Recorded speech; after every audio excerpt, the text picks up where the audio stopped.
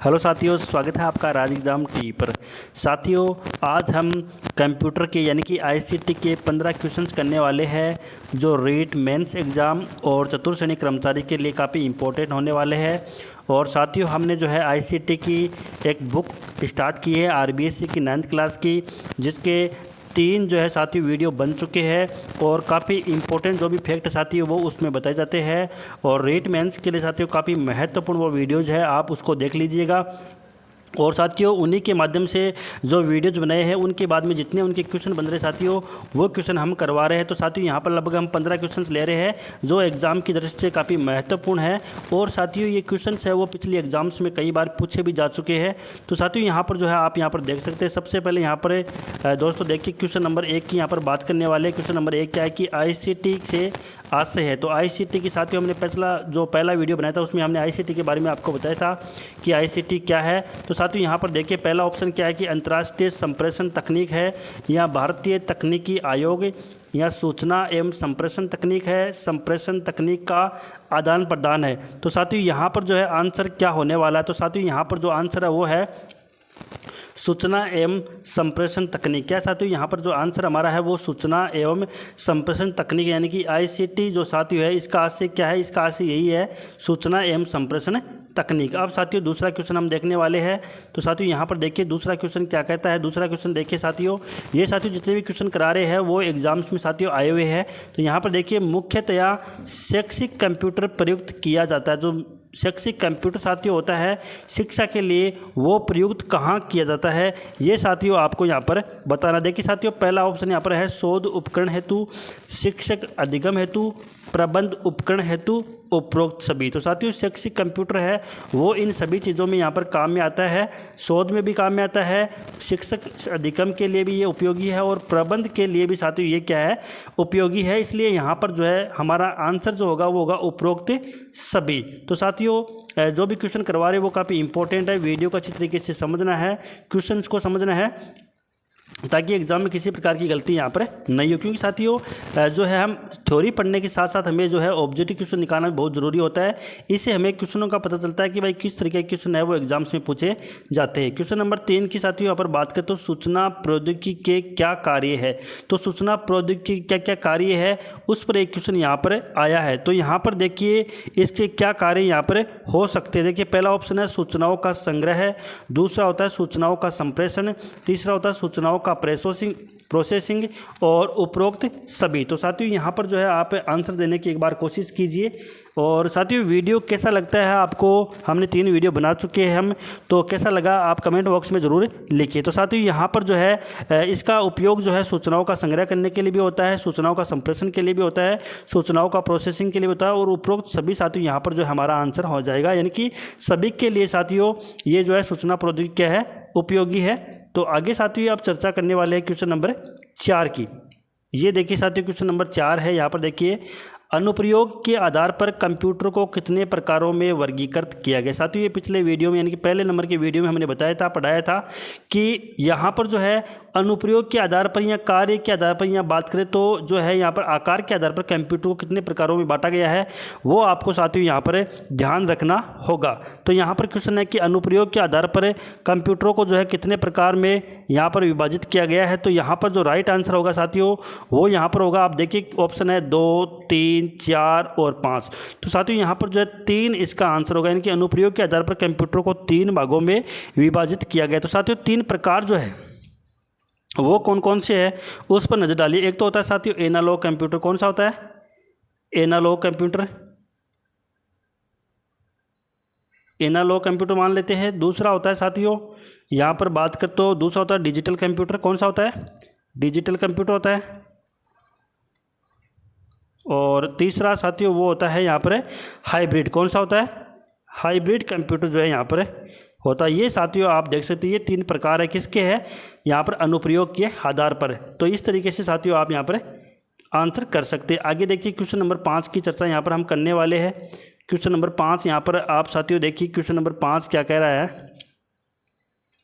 यहाँ पर देखिए साथियों क्वेश्चन नंबर 5 यहाँ पर है साथियों कि आप देखिए एनालॉग कंप्यूटर का उदाहरण है। तो एनालॉग कंप्यूटर साथियों हमने पढ़ा दिया है, और एनालॉग कंप्यूटर का उदाहरण इनमें से कौन सा है? डेस्कटॉप कंप्यूटर होता है, लैपटॉप कंप्यूटर होता है, स्पीडोमीटर होता है या टैबलेट होता है।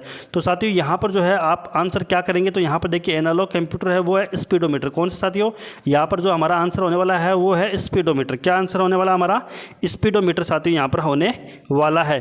तो साथियों अब स्पीडोमीटर तो ये आंसर हो गया, लेकिन यहाँ पर सवाल ये बनता है कि सर जो एनालॉग कंप्यूटर है वो कितने प्रकार के हैं या कौन कौन से और होते हैं एनालॉग कंप्यूटर, उसके बारे में भी हमें बता दीजिए। तो साथियों यहाँ पर जो है आप यहाँ पर देखिए साथियों, जो एनालॉग कंप्यूटर होते हैं जिससे मान लो कि स्पीडोमीटर साथियों हमारा ये आंसर हो गया।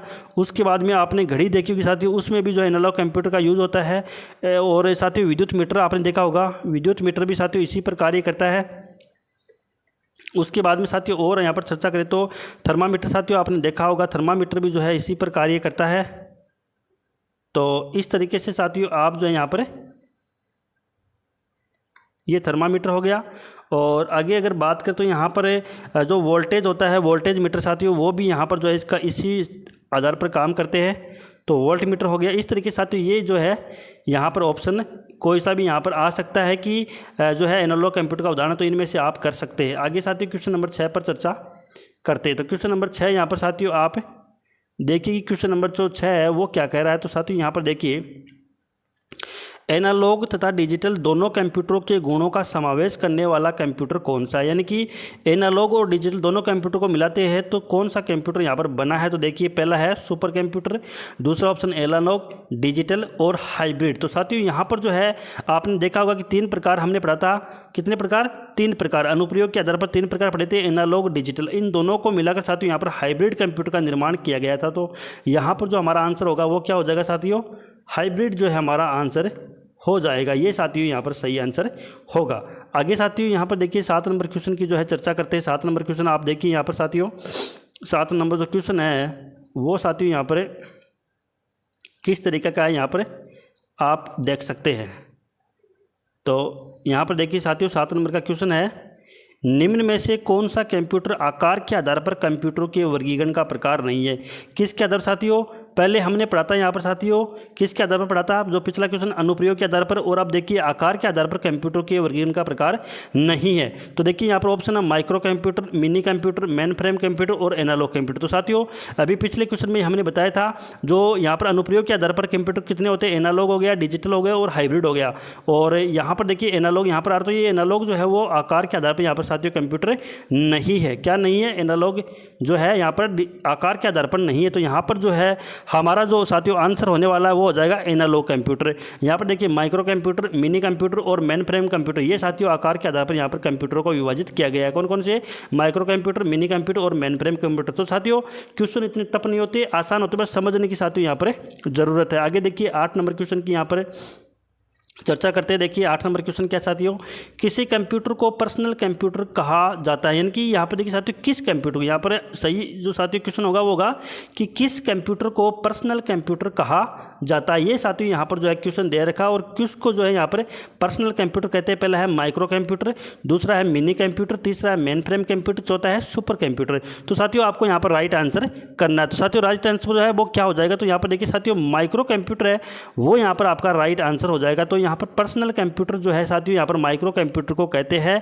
और माइक्रो कंप्यूटर को साथियों क्यों कहते हैं? क्योंकि साथियों माइक्रो कंप्यूटर में एक ही साथियों क्या होता है, एक ही सीपीयू का जो है यूज़ यहाँ पर किया जाता है। तो एक ही सीपीयू का इसमें यूज होता है तथा इन पर एक समय में केवल एक व्यक्ति ही कार्य कर सकता है, इसलिए इसे जो है क्या कहते हैं, पर्सनल कंप्यूटर कहा जाता है। तो साथियों क्वेश्चन अगर अच्छे लगे तो आप कमेंट बॉक्स में साथियों जरूर लिखिए और लाइक जरूर करें वीडियो को, अधिक से अधिक शेयर जरूर करें। साथियों हमारी जो है यहाँ पर सीरीज चल रही है आरबीएससी की 9th क्लास की, साथियों आरबीएससी की जो है 9th क्लास की बुक हम पढ़ा रहे हैं आपको कंप्यूटर की, जो साथियों रेट मेंस और चतुर्थ कर्मचारी के लिए काफ़ी इंपॉर्टेंट यहाँ पर होने वाली है। आगे साथियों 9th क्वेश्चन पर हम देखते हैं 9th क्वेश्चन क्या कह रहा है।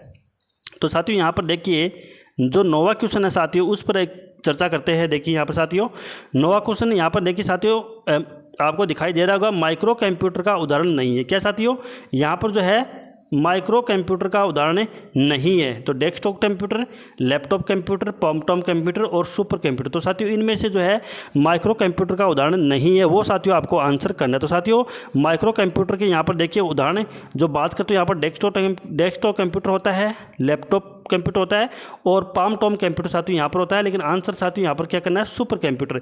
सुपर कंप्यूटर जो होता है वो माइक्रो कंप्यूटर का उदाहरण साथियों यहाँ पर नहीं है। तो सुपर कंप्यूटर यहाँ पर आ जाएगा। और माइक्रो कंप्यूटर कौन कौन से एग्जाम्पल है, डेस्कटॉप कंप्यूटर, लैपटॉप कंप्यूटर और पॉमटॉम कंप्यूटर यहाँ पर हो जाएंगी। आगे साथियों देखिए 10 नंबर क्वेश्चन की यहाँ पर बात करते हैं।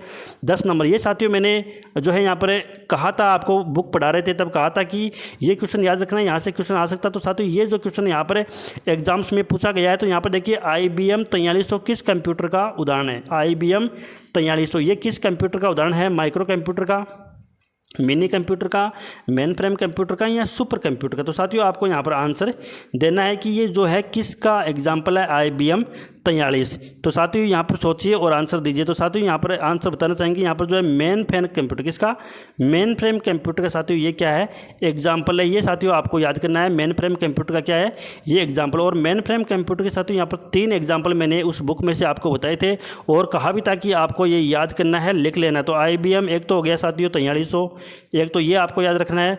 दूसरा हो गया साथियों यहाँ पर जो है IBM 4381, ये आपको याद रखना है। और तीसरा मैंने बताया था साथियों आपको वैक्स 8842, ये साथियों आपको नाम याद रखने हैं। यहाँ से क्वेश्चन आपको एग्जाम में पूछा जा सकता है। आगे साथियों 11 नंबर क्वेश्चन की चर्चा करते हैं। यहाँ पर देखिए किस कंप्यूटर की संग्रहण क्षमता एवं कार्य करने की गति सर्वाधिक होती है। ये साथियों यहाँ पर देखिए किस कंप्यूटर की संग्रहण क्षमता एवं कार्य करने की जो गति होती है साथियों, वो यहाँ पर क्या है साथियों, सर्वाधिक होती है। तो किसकी यहाँ पर होती है, ये आपको साथियों यहाँ पर आंसर देना है। तो पहला ऑप्शन है micro computer, mini computer, main frame computer या सुपर कंप्यूटर। तो सबको पता है साथियों सुपर कंप्यूटर सबसे पावरफुल कंप्यूटर है, इसलिए यहाँ पर जो है सुपर कंप्यूटर आंसर होगा। इसकी संगणक क्षमता भी साथियों काफ़ी है और साथ में कार्य करने की जो गति है साथियों, वो भी सुपर कंप्यूटर क्या है साथियों, अधिक है। तो यहाँ पर सुपर कंप्यूटर हमारा आंसर हो जाएगा। आगे देखिए साथियों क्वेश्चन नंबर 12 की यहाँ पर चर्चा करते हैं। ये साथियों पिछले वीडियो में हमने बताया था CPU की हमने चर्चा की थी और CPU के कितने भाग है उसकी भी हमने चर्चा की थी। कंप्यूटर में केंद्रीय संसाधन इकाई यानी कि CPU जो होती है साथियों, वो कहाँ होती है। देखिए सिस्टम इकाई का भाग है या इनपुट में है, आउटपुट में या मॉनिटर में। तो साथियों ये तो इनमें तो आंसर होने वाला नहीं है। ये जो CPU तो साथियों ये सिस्टम इकाई का भाग, इसका है सिस्टम इकाई का ये भाग है। क्यों साथियों, CPU को जो है कंप्यूटर का क्या कहते हैं, दिमाग, कंप्यूटर का जो है माइंड ऑफ कंप्यूटर भी साथियों इसको कहते हैं। इसलिए ये सिस्टम का भाग है साथियों, किसका भाग है, सिस्टम का भाग है। ये आपको साथियों याद रखना है। क्वेश्चन नंबर साथियों यहाँ पर 13 की जो है हम यहाँ पर बात करते हैं। 13 नंबर क्वेश्चन पर देखिए साथियों यहाँ पर चर्चा करते हैं। क्वेश्चन नंबर 13 जो है वो क्या कह रहा है, तो यहाँ पर देखिए साथियों, यहाँ पर देखिए कंप्यूटर में डेटा प्रविष्टि के लिए प्रयुक्त होने वाली युक्तियाँ क्या कहलाती है। यानी कि कंप्यूटर में डेटा हम क्या करते हैं साथियों, प्रयुक्त करते हैं। क्या करते हैं साथियों, प्रयुक्त करते हैं। तो उसमें जो युक्तियाँ साथियों काम में ली जाती है वो कौन सी, तो यहाँ पर इनपुट, आउटपुट, मॉनिटर या प्रिंटर, इनमें साथियों कौन सा यहाँ पर आंसर होगा वो आपको यहाँ पर आंसर करना। तो साथियों यहाँ पर देखिए 4 ऑप्शन दे रखे हैं, इनपुट हो गया, आउटपुट हो गया, मॉनिटर हो गया, प्रिंटर। तो साथियों हम जो है यहाँ पर प्रयुक्त करते हैं कंप्यूटर में, तो ये क्या हो जाएगा साथियों, इनपुट हो जाएगा। क्या होगा साथियों, इनपुट बोलते हैं। और इसको क्या बोलते साथियों, आगम भी बोलते हैं। हिंदी में क्या बोलते साथियों, आगम भी इसको बोलते हैं। तो आगम इकाई इसको बोल सकते हैं। तो यहाँ पर साथियों इनपुट हमारा राइट आंसर हो जाएगा। आगे क्वेश्चन नंबर 14 पर साथियों यहाँ पर देखते हैं 14 क्वेश्चन नंबर कौन सा है। तो यहाँ पर देखिए साथियों क्वेश्चन है कंप्यूटर का मस्तिष्क कहलाने वाले CPU का पूरा नाम। तो साथियों मैंने कहा था उस समय कि CPU का जो है फुल फॉर्म जो है वो आपको एग्जाम में पूछ सकते। तो यहाँ पर देखिए साथियों CPU की फुल फॉर्म इनमें से कौन सी है, देखिए central printing unit, central processing unit, central place unit या सेंट्रल प्रोग्रामिंग यूनिट। तो साथियों यहाँ पर जो है हमारा राइट आंसर हो जाएगा वो हो जाएगा यहाँ पर सेंट्रल प्रोसेसिंग यूनिट। इसका CPU का जो है साथियों यहाँ पर राइट आंसर होता है। तो देखिए सेंट्रल प्रोसेसिंग यूनिट ये आपको आंसर करना है। क्वेश्चन नंबर साथियों जो है 15 पर चलते हैं और साथियों ये आज का अंतिम क्वेश्चन है। तो यहाँ साथियों देखिए यहाँ पे CPU का भाग, यहाँ पर साथियों क्या देखिए CPU का भाग है। तो CPU का भाग इनमें से कौन कौन सा है, ये साथियों मैंने पिछले वीडियो में आपको पढ़ाया था, नियंत्रण इकाई, ALU, संग्रहण इकाई या उपरोक्त सभी। तो साथियों यहाँ पर जो है इसके CPU के 3 भाग होते हैं, नियंत्रण इकाई भी होता है, ALU भी होता है और संग्रहण इकाई भी होती है। तो जो राइट आंसर साथियों यहाँ पर होगा वो हो जाएगा उपरोक्त सभी। तो ALU साथियों ये मैंने पढ़ाया था आपको, अरिथमेटिक लॉजिकल यूनिट होता है। क्या होता है, अरिथमेटिक लॉजिकल यूनिट साथियों। इसकी जो है वो फुल फॉर्म यहाँ पर होती है, किसकी होती है साथियों फुल फॉर्म, ये सीपीयू की जो है फुल फॉर्म यहाँ पर साथियों, सीपीयू के 3 भाग होते हैं, एएलयू संगणन इकाई और नियंत्रण इकाई। तो एएलयू की साथियों फुल फॉर्म हमने बताई थी आपको, अरिथमेटिक लॉजिकल यूनिट। ये साथियों इसकी क्या होती है, फुल फॉर्म होती है। और हिंदी में क्या बोलते हैं साथियों इसको, अंक गणित व तार्किक इकाई। क्या बोलते हैं साथियों, अंक गणित व तार्किक इकाई। ये साथियों इसको हिंदी में बोलते हैं। ये आपको साथियों याद करना है। तो इस तरीके से साथियों 15 क्वेश्चन हमने बता दिए साथियों। और लास्ट में साथियों यही कहना चाहूँगा कि हमने जो है सीरीज चालू कर रखी है आईसीटी की, और साथियों पूरा कोर्स जो है आईसीटी का हम यूट्यूब पर करवाने वाले हैं, और अच्छी तरीके से इससे आपका साथियों बेस मजबूत होगा। और आप में साथियों यहाँ पर जो है एक हौसला आएगा कि हम जो है आईसीटी के 5 क्वेश्चन यहाँ पर एग्जाम में कर सकते हैं, रीट मेंस की साथियों अगर बात करें तो साथियों ये जो है यहाँ पर 15 क्वेश्चन हम लेकर आए। और साथियों लगातार हमें आपके लिए जो है एमसीक्यू यानी कि क्वेश्चन भी लेकर आएंगे, और साथ में थ्योरी क्लास भी साथियों चलती रहेगी। तो साथियों वीडियो को अधिक से अधिक शेयर करना है। अगर वीडियो अच्छा लगा तो वीडियो को लाइक कीजिए, और ताज़ा अपडेट पाने के लिए राज एग्जाम टी को सब्सक्राइब जरूर कीजिए। धन्यवाद।